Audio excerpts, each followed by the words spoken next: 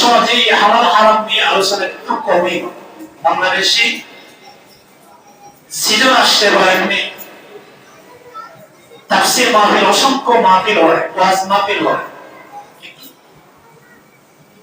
বক্তারা সেই বিষয়ে আলোচনা করে না। আমরা যারা গোপনী যারা ওয়াজ করাই, আমরাও সেই বিষয়ে বলি না যে হুজুর একটু হালাল হারাম সম্পর্কে ওয়াজ করি। এর মূল কারণ যারা আমরা ওয়াজ করে আমরা নিজেরই হারামের মধ্যে লিপ্ত, আর যারা আমরা বক্তারাও কেন করে না তারও হারামের সাথে লিপ্ত।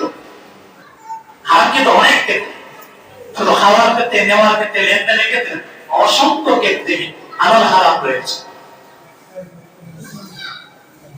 আলেম ওলামা পীর মাশায়েখগণ এই হালাল হারাম সম্পর্কে আলোচনা করে। যদি হালাল হারাম সম্পর্কে আলোচনা করে বক্তাগিরি শেষ হয়ে যাবে। পীর মাশায়েখগণ যদি এই হারাম সম্পর্কে বক্তাদের বারে পরিধানের বারে যদি হারাম সম্পর্কে আলোচনা করে, তখন পীর মাশায়েখ আর আসতে পারবে। অনেক পীর মাশায়েখ বলে প্রবেশ করতে পারে। ইবাদত কবুল হওয়ার অনেক শর্ত রয়েছে, আল্লাহর ওলি হওয়ার অনেক শর্ত রয়েছে। এর মধ্যে একটা হলো হালাল কামাল, হালাল ভক্ষণ করা, হালাল ভাবে চলাফেরা করা। এটা হলো আল্লাহর ওলি হওয়ার অনেক শর্তের মধ্যে একটা শর্ত হলো যে হালাল ভক্ষণ করতে হবে। যতক্ষণ পর্যন্ত হালাল ভক্ষণ না করবে, হালাল ভাবে না চলবে, ততক্ষণ পর্যন্ত যত বক্তা ইমাম সাহেব হোক না কেন, যদি দোয়া করে এই দোয়া আল্লাহ দরবারে কবুল হবে। আজ আমাদের মুসিবত, আজ আমাদের সমস্যা, আজ আমাদের পেরেশান একটি কারণ আজকে আমরা হারামের সাথে লিপ্ত। কে বলবে হারামের কথা? যারা বলবে তারাই হারামের সাথে লিপ্ত। আমরা যে খাবার খাই, এই খাবার খেয়ে যখন দোয়া করি, দোয়া আল্লাহ দরবারে কবুল হয় না। আমাদের খাবারের মধ্যে হারাম, সালার মধ্যে হারাম, প্রত্যেকটা কাজ করবে হারামের সাথে লিপ্ত। আমরা যারা এরকম কাজ করি, আমরা হারামের সাথে লিপ্ত।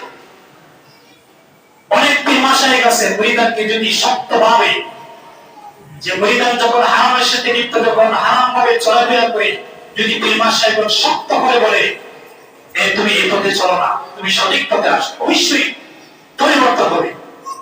কিন্তু অনেক পেশার ক্ষেত্রে এই কথা বলে না। মুরিদানের বাড়ি আওয়াজ দেওয়া খাওয়া শেষ, এতটুকু পর্যন্ত। কিন্তু সঠিক জিনিসটা যখন বলবে, মুরিদান যখন বেপথে চলবে, হারাম পথে চলবে, কষ্ট লাগে। যেটা আল্লাহ পাক হারাম করেছে, মহিলাদের জন্য পর্দা ফরজ, পর্দা যখন ত্যাগ করে এটা হারামের সাথে লিপ্ত, খুব কষ্ট লাগে। দেখলাম অনেক মহিলারা বেপর্দায় চলে, কিন্তু এই সম্পর্কে যদি বলতে অবশ্যই পরিবর্তন হতো। দেখলাম মহিলা, ছেলে আছে, স্বামী আছে, অভিযোগ করে ইনকাম করতে পারে, কিন্তু মহিলা দেখা যায় বেপর্দা ভাবে বাজারের মধ্যে ব্যবসা করে।